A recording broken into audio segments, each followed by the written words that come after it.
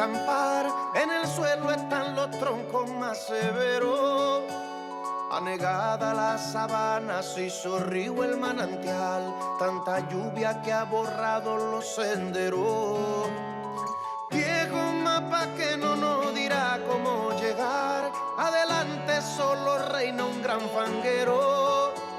Se adelantan caminantes y algunos salen detrás, tras los pasos del añoso del sombrero. ¿Acaso tú sabes la ruta? ¿Acaso ya pasaste antes? ¿Sabes de atajos y grutas? Cuéntanos todo lo importante. Cuéntanos todo lo importante.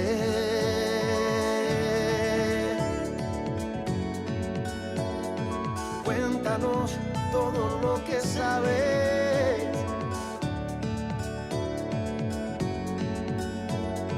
Cuéntanos todo lo que sabes.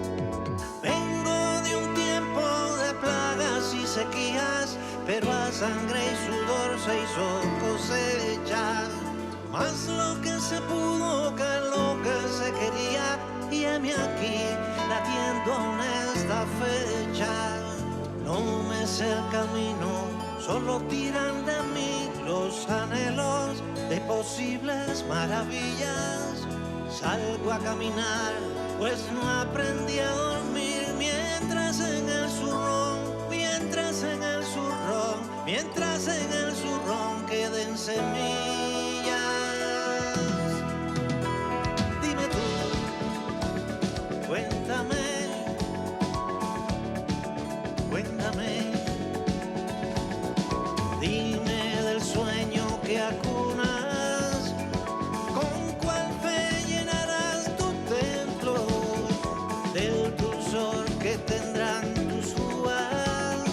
Cuenta tú que tendrás más tiempo, cuéntame que tienes más tiempo.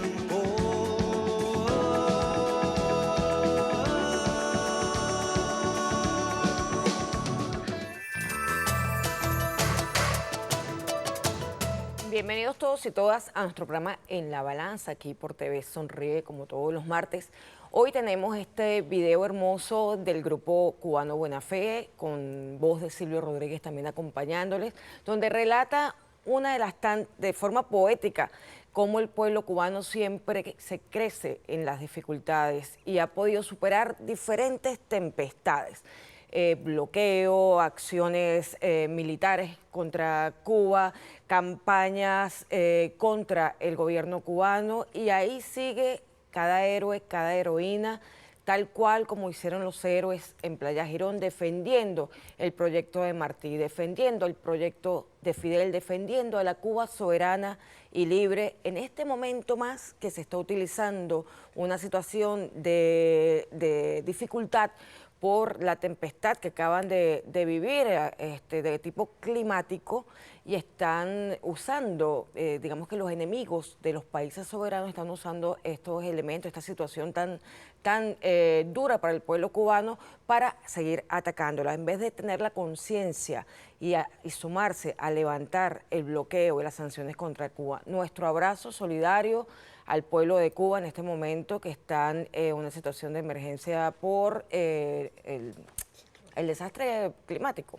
por el ciclón que pasó por ahí, el ciclón Ian, y por supuesto el pueblo de Puerto Rico, que también está en una situación similar, ya alguna vez también ha sufrido el abandono total de Estados Unidos al no hacerse responsable de los daños que ocasiona el ciclón en ese país que está tutelado por Estados Unidos. Pero igual va nuestro abrazo solidario para el pueblo de Puerto Rico. Ojalá las conciencias se levanten al darse cuenta que necesitan definitivamente la independencia. Para hablar de estos temas y seguir solidarizándonos, por supuesto, con todos los pueblos hermanos, tenemos como invitada especial a la diputada Ilenia Medina, secretaria general nacional del partido Patria para Todos, recientemente, bueno, de eso hablaremos luego, pero recientemente electa por unanimidad. Nos está acompañando para analizar un tema que es muy importante esta semana, porque recientemente el domingo fueron las elecciones presidenciales, bueno, elecciones generales en Brasil, donde además se elegía al presidente de la República Federativa de Brasil.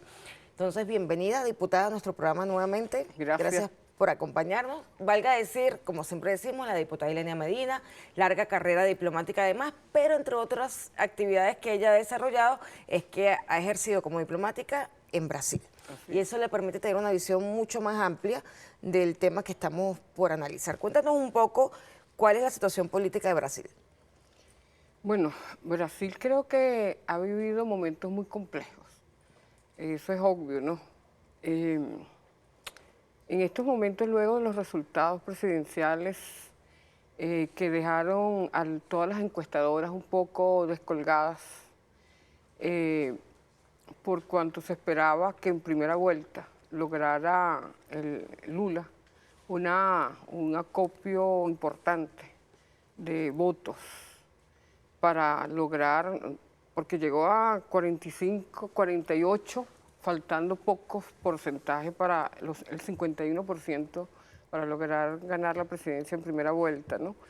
Se desestimó la fuerza de Bolsonaro, pero no solamente Bolsonaro, yo creo que ahí se desconocen un poco lo que es la psicología de la sociedad brasileña, ¿no? Creo que hay que volver un poco a la historia para entender por qué eso tan desconcertante lo que todos esperaban. Uno de ellos es que recordar que Brasil no obtuvo la independencia por una gesta de independencia, sino que fue por decreto, primero, un elemento importante. La llegada de Lula a la presidencia en el año 2006, en 2002 estuvo orientada fundamentalmente como una necesidad real, objetiva, a atender una situación terrible que vivía Brasil en muchos siglos, que era el tema del hambre cero. Era su propuesta, no solamente en ese momento con el PT, sino inclusive cuando Collor de Mello es derrotado, asume Itamar Franco, y el plan que presenta Lula como un aporte a ese nuevo gobierno es el plan contra el hambre y la pobreza, así se llamaba. Creo que Lula no pudo hacer mucho más sino atender a su pueblo desvalido, al norte y al nordeste, que es allí donde se concentra la población más pobre. Brasil históricamente ha estado dividida entre el norte y el sur, siempre, históricamente. No es que los resultados electorales surge un Brasil dividido y polarizado, eso no es cierto, ha estado polarizado siempre. Históricamente las clases sociales están claramente definidas. Creo que particularmente pienso que quería agregar que mientras Chávez, en una situación más o menos semejante a la nuestra, lo primero que convocó fue a una constituyente para hacer una nueva constitución que se pareciera justamente a los reclamos populares. Lula no lo hizo, en primer lugar porque no tenía posibilidades. Era la primera vez que tenía la oportunidad que un trabajador, porque no es cualquier cosa, Lula no viene del sector estudiantil, de la oligarquía, de la burguesía. Era un trabajador paulista de las empresas de Sao Paulo. Y era entendible que costase mucho que el gobierno de Lula pudiese remover las estructuras imperiales. La cultura imperial existe tal cual como cuando se independizó, fue decretada la independencia. Mira, hay un hecho que a mí me sorprendió mucho. Cuando yo viví 5 años en Brasil, estudié en la Universidad de Brasilia, en la Federal, hice un posgrado allí sobre la política internacional, pero además fui cónsul. Y era sorprendente cómo era muy cotidiano que los medios de comunicación recogiesen, por ejemplo, el rechazo de personas de alta alcurnia, se molestaban por un hecho, que los ascensores fuesen utilizados por personas del servicio, personas de color.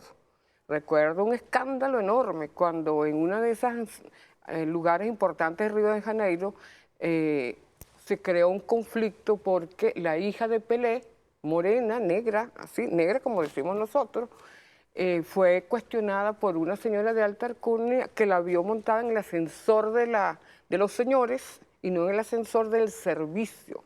En Brasil eso ocurre, eso no ocurre en Venezuela, pero en Brasil sí. Eso explica de alguna manera cómo entender estos resultados un poco preocupantes, sobre todo en algunos lugares. Manaus que sufrió la locura de Bolsonaro negando la pandemia, pues allí ganó Bolsonaro, pero nadie dice, no se explica o no se señala con contundencia que casi unas horas antes, unas 24 horas antes, fue un vuelo rasante a Manaus y se paseó con un ejército de motorizados amenazando a la población para que no salieran a votar.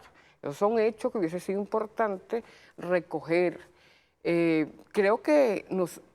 Pienso que Lula va a lograr el triunfo el 30 de octubre, cuando se dé la segunda vuelta, el balotaje, siempre y cuando no solamente logre negociar con el PMDB y el partido de Ciro Gómez para lograr preservar esa diferencia importante. Son casi 9 millones de votos que tienen entre la candidata del PMDB y Ciro Gómez, que sería una diferencia fundamentalísima ante las negociaciones que seguramente va a hacer Bolsonaro.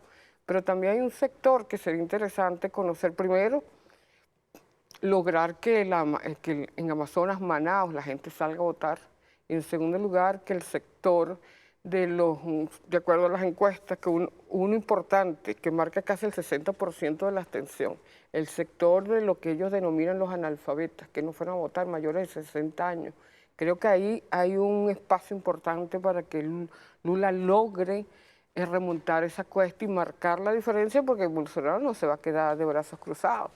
Creo que, en mi opinión, conociendo un poco los medios de comunicación en Brasil, altamente concentrados en cinco empresas, que son empresas, además tienen redes importantes, creo que a pesar que dicen que Globo, redes, Bandeirantes y otras de las 5 trataron de ser imparciales, creo que jugaron un juego muy inteligente para permitir esa brecha. Eso habría que estudiarlo, pero TV Globo tiene una incidencia altísima en la población brasileña también. Es poco el resultado, pero es muy difícil entender luego de esa política ejercida por Bolsonaro, sobre todo en la pandemia, 0 programas sociales solo los últimos meses, con un discurso violento, con las amenazas de algunos factores de la Fuerza Armada que cuestionaba la posibilidad de que Lula llegase al poder. Es decir, hay una serie de elementos que están allí,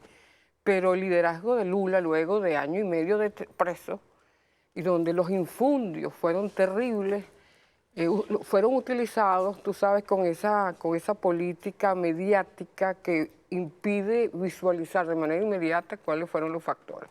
Diputado, yo quisiera que en el próximo corte habláramos más a fondo de lo que está empezando a analizar, que es qué hay detrás, qué hubo detrás de la condición de Lula como candidato presidencial y qué se hizo para desfavorecer su participación política.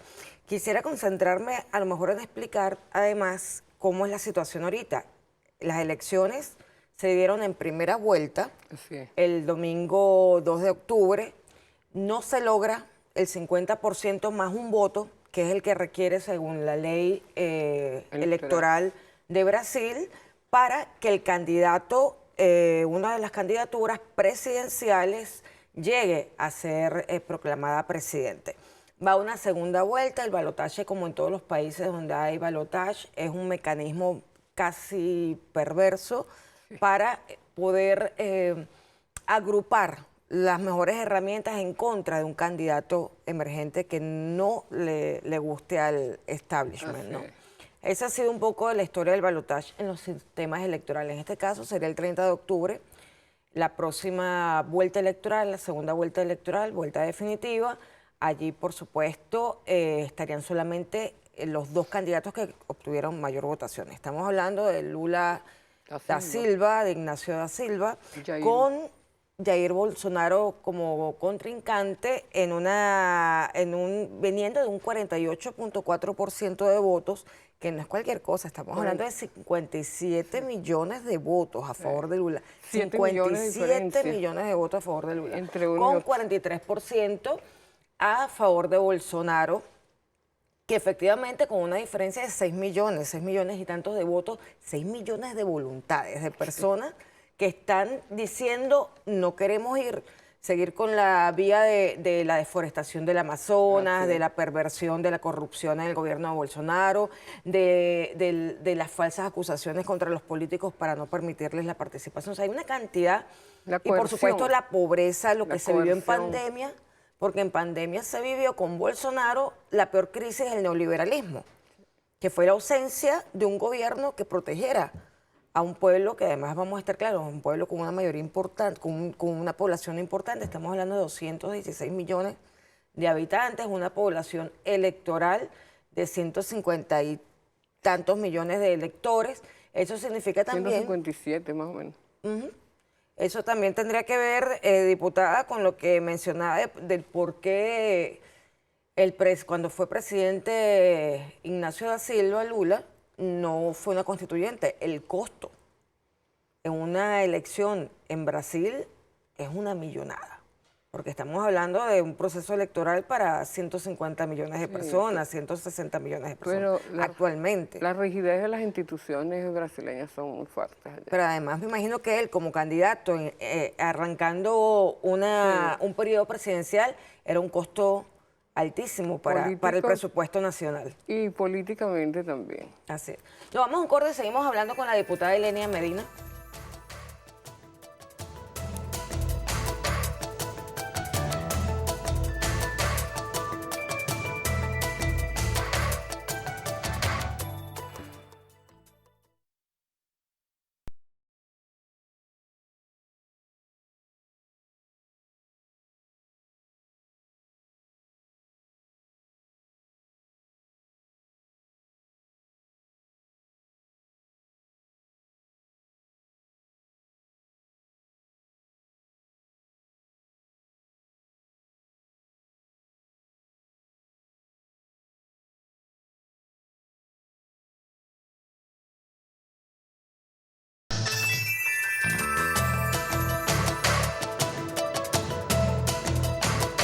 Retornamos en la balanza con nuestra analista de hoy, la diputada Ilenia Medina, secretaria general nacional del partido Patria para Todos, diplomática de carrera, que nos acompaña en este análisis tan importante.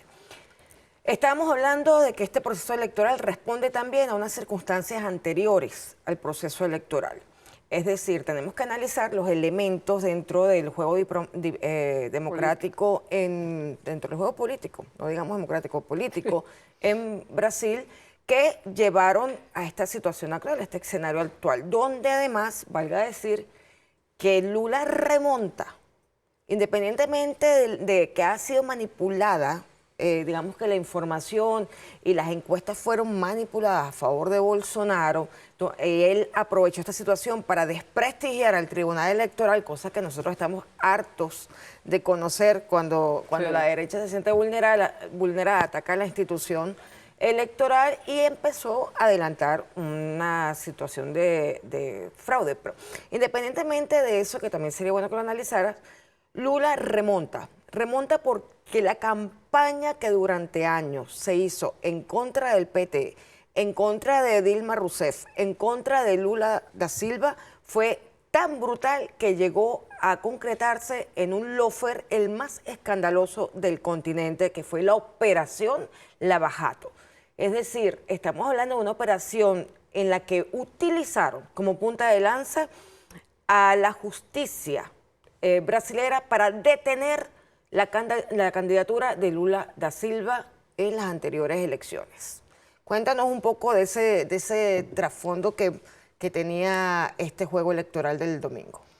Mira, yo creo que tenemos que recordar fundamentalmente, porque de lo contrario no se pudiera entender, que todo se inicia luego de que Venezuela es declarada una amenaza inusual y extraordinaria a Estados Unidos.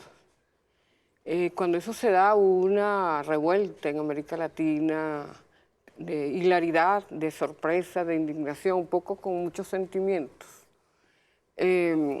y se realizó aquella cumbre donde creo que todos los países, sin distingo de ningún tipo, unos más, otros menos, condenaron la decisión de Barack Obama. Y no se entendió que era parte de una campaña, una estrategia política de Estados Unidos para contrarrestar, muerto Chávez, impedir que CELAC continuase fortaleciéndose en América Latina como una organización de poder, de autodeterminación, de soberanía que ponía en jaque al modelo supremacista de Estados Unidos. Yo digo esto porque inmediatamente se inició un proceso con la editorial Abril, que de alguna manera organiza varios de los medios de comunicación en Brasil, donde un supuesto periodista de Washington Post, él es el que levanta la información, periodista de Washington Post, y señala que los crímenes imputados a Lula y a Dilma deben ser analizados, y lo lleva al Senado norteamericano y comienza una denuncia. Ahí se implosiona el plan. Empieza el desprestigio contra el PT, contra Dilma, contra Lula, y bueno, como todos saben, vimos en vivo en directo un golpe de Estado del presidente Temer, del presidente del Congreso, que luego asume la presidencia al salir Dilma, que es un golpe de Estado que le dieron a Dilma. A través de un impeachment. De un impeachment, pero fue utilizado con argucias. Y entre tanto, para evitar que Lula quedara libre para las elecciones de 2018, asumir con toda la fuerza de su liderazgo, impedir que eso sucediera, porque el mal menor era dejar a Dilma, que había tenido una política bastante moderada, si se quiere, en la toma de decisiones, sobre todo en el ámbito económico, que restó fuerza a las bases del PT y del pueblo brasileño a salir en defensa con contundencia, defenderla en las calles como ocurrió, pero no con la fortaleza que tuvo inclusive el propio Lula cuando fue acusado por esa operación Lavajato, como dicen los brasileños, donde se le trató de imputar una corrupción pasiva. Eso es muy difícil. Inclusive a la esposa fue... Al hermano y al hijo, se extiende. A la familia fueron acusados y luego sin ninguna prueba, y el fiscal que fue utilizado y con vínculos, posteriormente se observaba vínculos, nosotros lo sabíamos porque nosotros hemos vivido todo eso, pero Brasil, ninguno de ellos entendía que efectivamente el brazo imperialista estaba allí, como ha hecho en Argentina, ha utilizado el Poder Judicial para hacer operaciones con los liderazgos naturales, en este caso Cristina, en este caso... Como hacen Estados Unidos directamente en su jurisdicción contra Alex Saab, contra algunos venezolanos que han sido allí condenados sin prueba alguna. Y sin el debido proceso, es decir, sin prueba y sin debido proceso, la posibilidad de que se defienda. Eso está allí, y eso, lo dramático del asunto no es que lo hagan, lo dramático del asunto es que ni Lula, ni muchos de los grandes líderes de Brasil entendieron que ahí estaba la mano de Estados Unidos. Pensaban que nosotros los chavistas éramos exagerados, que estábamos inmersos en una visión defensiva, y no, efectivamente. Mira, en una de las reuniones que tuvimos con la red de intelectuales, nosotros lo señalamos. Esas son las consecuencias de no entender que efectivamente había un plan de Estados Unidos, y eso es natural. Estados Unidos no se va a quedar con las manos quietas esperando que el bolivarianismo, el fidelismo, el guevarismo, etcétera, como lo quieran señalar, va a continuar avanzando y ellos no van a hacer nada. Es decir, eso es una poca comprensión de la situación geopolítica. ¿Por qué? Hay un hecho fundamental, porque Lula manejó con mucha inteligencia los distintos poderes hegemónicos. Lula, obrero, trabajador, reconocido, un liderazgo propio, conocía perfectamente a la burguesía paulista, que es, después de Estados Unidos, la principal economía de América Latina, así de sencillo. Y él viene de esa hechura, de esas luchas.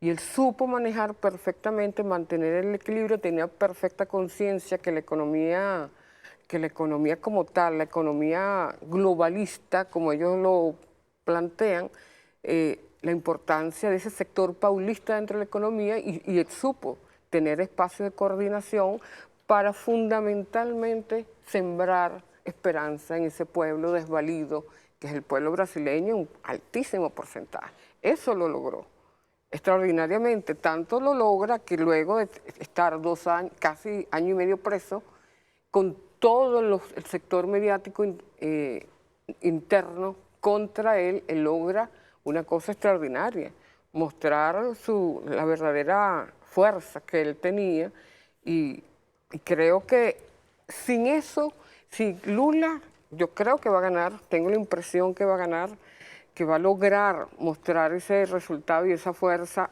tocando algunos sectores, impedir que vuelva a suceder como ha sucedido en otros países. Eso ocurrió exactamente con Gustavo Petro. Que no ocurra en Brasil, ocurrió otrora con Petro, eso es posible, creo que es posible lograrlo, y tiene la habilidad y la fortaleza. Cuando Lula dice, bueno, me dieron más de chance, porque tenía año y medio detenido, sin relación con la gente, con las bases, con los distintos partidos que se han sumado. Es importante, diputada, recordarle a quien nos está viendo, porque también hay gente joven viéndonos, incluso niños que nos ven y que nos saludan siempre cuando salimos del programa. El caso de Lula, él fue acusado sin prueba alguna de corrupción pasiva, supuestamente por tener un par de inmuebles que supuestamente le pertenecían. No hubo manera en el derecho, en un juicio. Hay hechos que se prueban cuando son controvertidos, pero allí no había ninguna prueba que señalara a Lula vinculada a esos inmuebles. Incluso hubo, tú recuerdas, cuando se viralizó, cuando el juez le preguntó a Lula da Silva si ese apartamento es suyo, diga que es suyo, pero usted tiene que decir que es suyo. Y él decía, no, no es mío, yo no tengo ninguna relación, nunca lo he visitado, no sé de qué me está hablando. Entonces, esa situación en la que el juez que estaba en esa causa fue nombrado posteriormente ministro de Justicia por Jair Bolsonaro. Estamos hablando del juez Sergio Moro, y el fiscal también vinculado, también estaba, el fiscal que estaba acusando, los fiscales involucrados en ese caso, también estaban vinculados al partido de Jair Bolsonaro y a los intereses de esta oligarquía brasilera fascista, porque es extremadamente fascista. Dieron al traste con la candidatura de Lula da Silva y con la imagen de Lula da Silva. Por eso fue un lawfare, una guerra judicial para perjudicar, no solamente para detenerlo, sino para acabar con su credibilidad, su imagen política. Ese es el final. Luego, el Tribunal Supremo Federal revisó el juicio y se dio cuenta que no hubo, no se respetó el debido proceso, que no hubo pruebas, que hubo falsedad en los testimonios, en las supuestas delaciones, se declaró la falsedad de las supuestas delaciones y, por supuesto, se declaró inválido el juicio, o sea, anula totalmente el juicio y queda libre Lula, pero después de un año y tanto detenido con todo lo que implica estar privado de libertad. No solo porque eres político, sino un ser humano que injustamente esté privado de libertad, desarrolla enfermedades, desarrolla situaciones difíciles. Eso lo vivió el candidato Lula, que se presentó y remontó el 2 de octubre y que seguramente vencerá en las elecciones del 30 de octubre. Fíjate tú, efectivamente, como tú dices, un proceso de revisión, pero ellos sabían que Lula era, todos sabían que Lula era inocente, todos. Creo que lo que les preocupó a esa élite que está en el poder, porque sí manejan el poder, es que entendieron que Bolsonaro iba a implosionar las instituciones brasileñas y que iba a generar una situación que ellos no tienen bajo control, no lo pueden, no tienen bajo control. Y entendieron que era necesario, bueno, abrir el escenario para Lula, pero todos sabían absolutamente que no había una prueba. Es muy difícil, tú lo sabes como abogada, que una situación como esa, si solamente la acusación era sobre 2 inmuebles, no estás hablando de cuentas en el exterior, estás hablando de 2 inmuebles que es imposible que ellos no logren definir dónde está la verdad. Sí lo sabían, solo que cuando Bolsonaro empieza las locuras a actuar como actuó, el Amazonas, como la Amazonía destrozada, deforestada, en unos niveles nunca vistos, que la posibilidad de que se tomase, aunque es muy difícil, pero se puede pensar en la intención norteamericana de apoderarse del Amazonas, como siempre ha estado, pulmón del mundo. Ah, bueno, si es el pulmón del mundo, nosotros tenemos que guarecerlo, cuidarlo, protegerlo. Es decir, cualquier cosa estaba allí planteada con Bolsonaro. Dividir la Fuerza Armada brasileña, dividir las instituciones como le estaba haciendo, no para crear un nuevo Estado, sino para imponerse con toda la fuerza de ese capitán fascista, como a él le gusta señalarse. Yo creo que fue un poco eso, ¿no? No sabían qué hacer y permitieron que Lula participara. Los primeros detalles que salieron el día de la elección, cuando ya empezó la cuenta preliminar del Tribunal Supremo de Justicia Electoral de Brasil. Fueron inquietantes. Era suspicaz. Yo le dije a algunos compañeros que las enviaron, que no las enviaran, porque aparecía en la página oficial del Tribunal Supremo de Justicia Electoral con un 51% colocado a Lula da Silva y un 43%, 42%, algo así, a Jair Bolsonaro. ¿Qué pasa? ¿Por qué despierta suspicacia? Porque es que previamente Bolsonaro anunció que iba a sacar a los militares y que él salía o muerto o en una situación de guerra y que estaban implicados los militares en esa situación. Entonces yo no dudo que además inteligentemente el PT y los partidos que le estaban apoyando, el pueblo apoyando y el pueblo elector reconoció la institucionalidad, la decisión de que se dé una segunda vuelta, porque de lo contrario podemos pensar, por cómo se lanzó eso digamos, a la opinión pública internacional, porque lo hemos vivido, lo vivimos nosotros en algunas elecciones presidenciales. O sea, que se intenta crear el clima de descontento para generar una situación de conflicto social y arroparla con las instituciones y dar al traste con una posibilidad electoral. Así es, de hecho, él señalaba que ya estaba trabajando en una apelación para la primera vuelta, porque le habían impedido hacer actos en Alborada, que es el Palacio Presidencial, cosa que no puede hacer en ninguna parte del mundo. Y en segundo lugar, se le había prohibido que sus seguidores continuaran vinculando a Lula con un grupo delincuencial terrible, uno de esos exterminios, muchos que existen en Brasil desde hace muchos años.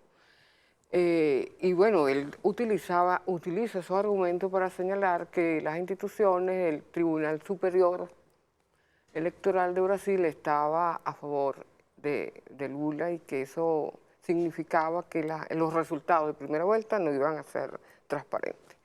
Creo que efectivamente, como tú dices, ese análisis es altamente probable que haya ocurrido, pero está allí, hay amenazas allí, están presentes.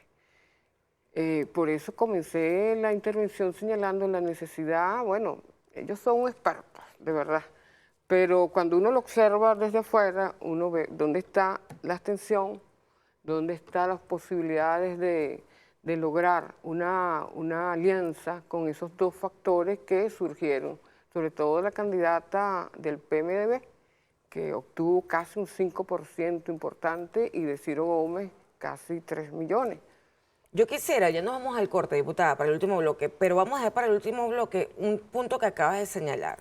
Para segunda vuelta él requiere la alianza con dos candidaturas que también estuvieron presentes en la contienda electoral para lograr la unidad necesaria en segunda vuelta y la victoria consecuente de esta unidad.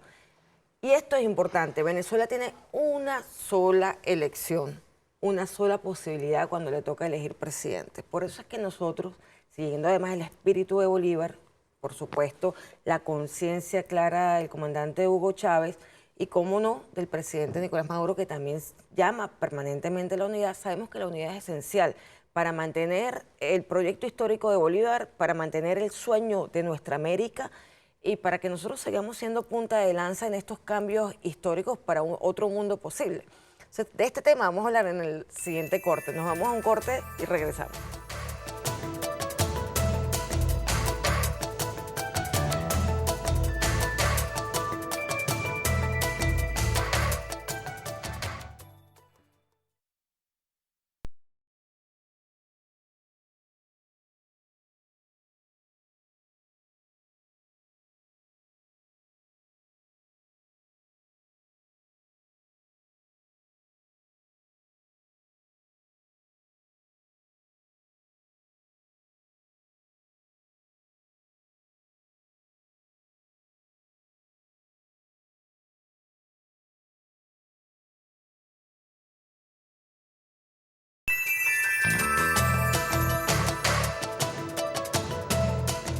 Regresamos en la balanza con la diputada Ilenia Medina, secretaria general nacional de Patria para Todos.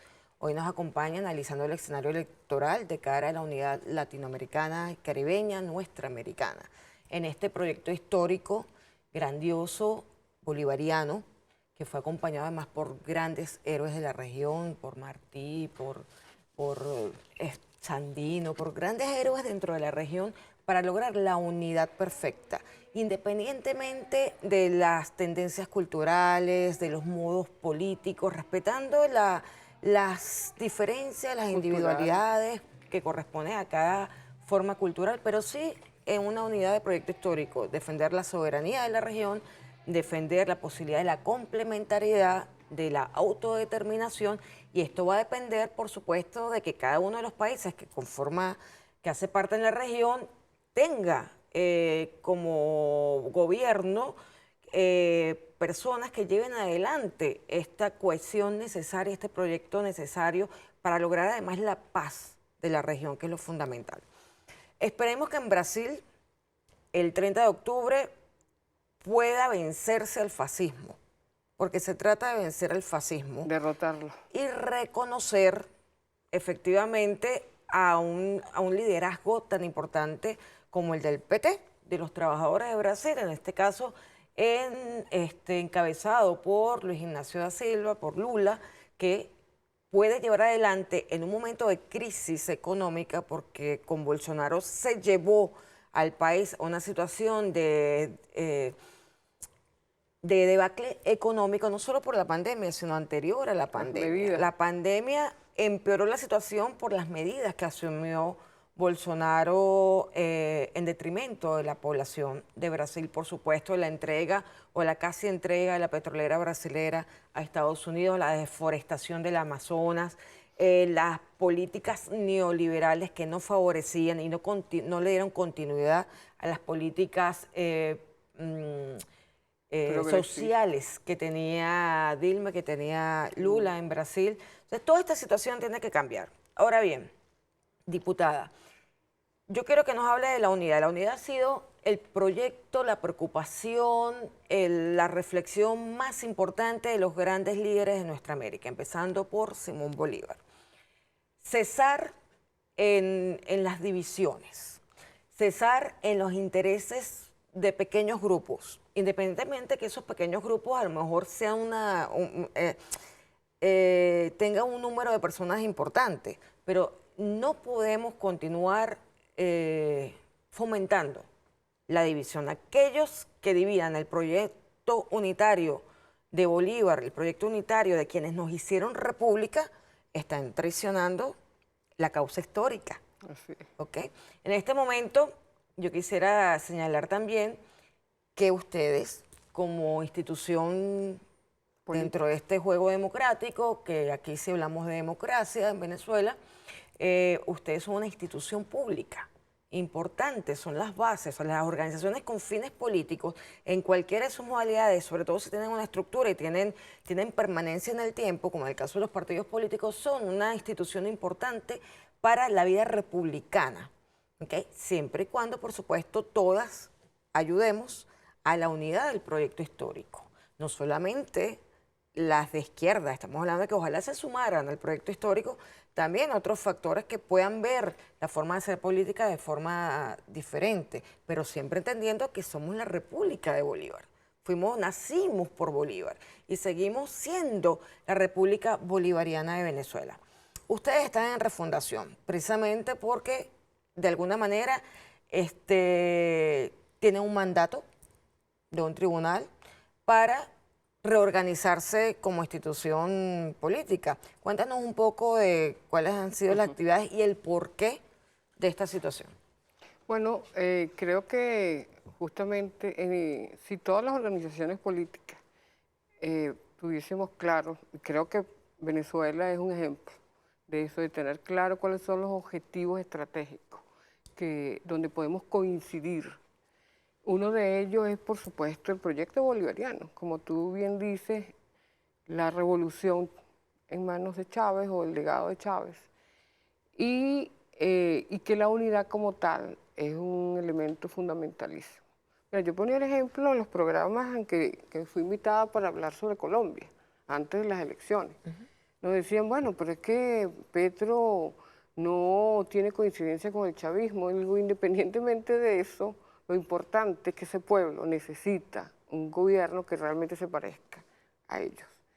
Y ese es Petro. Y todos los factores deben unirse en torno al proyecto estratégico de atender a ese pueblo. Y eso sucede con Venezuela. En Venezuela, efectivamente, Chávez logró unir a todos los factores dispersos, todos. Y ese objetivo común se mantiene hasta ahora.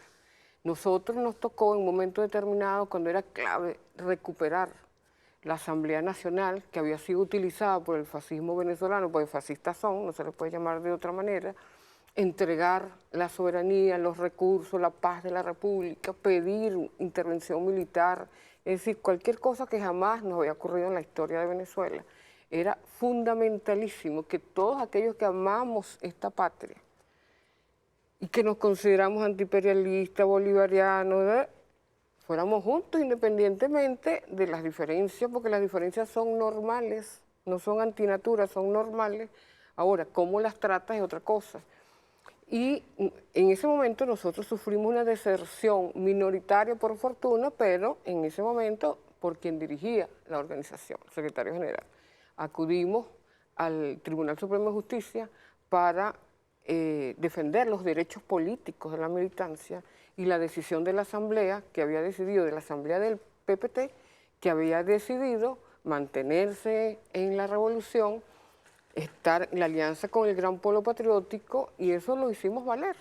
Y lo que hemos hecho a partir de allí es, durante 2 años, inclusive durante el año de la pandemia, el año pasado, 2020-2021, que fue la más fuerte, nosotros hicimos lo Bueno, que... ahí los vemos, esta es la asamblea plenaria. Sí, ese fue el plenario de la Asamblea, allí estábamos casi en la conclusión, donde de abajo hacia arriba, ese proceso refundacional, reorganizacional, todas, absolutamente todas, nosotros tuvimos más de 180 plenarios municipales y 22 plenos regionales, 22 de 24, porque los otros 2 estados no terminaron el proceso.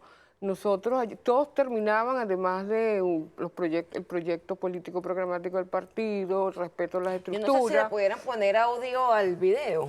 Todas terminaban apoyando al presidente Nicolás Maduro y a la revolución. Incluso el hecho de que en el momento que corresponda el PPT tiene como candidato al presidente Nicolás Maduro Moro. Eso viene desde las bases. El PPT, la militancia del PPT es revolucionaria, es socialista, es chavista y entiende que quien ha estado al frente y con mucha valentía, con mucha eficacia revolucionaria, porque la calidad revolucionaria se mide en los momentos críticos, como decía Alfredo Maneiro, y creo que está más que establecido que el PPT es una organización que ha mostrado su calidad revolucionaria y el presidente Nicolás Maduro también. Yo no sé si me pueden poner el video solo para que se escuche el audio nada más, que están...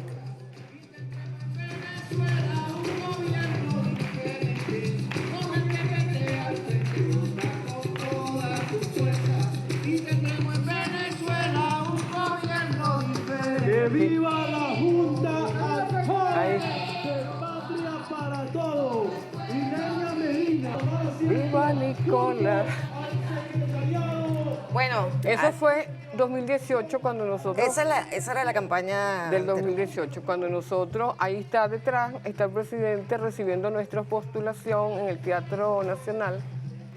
Y es la misma canción y todos pidieron, vamos a tener de fondo musical. Y así empezó y así terminó nuestra asamblea.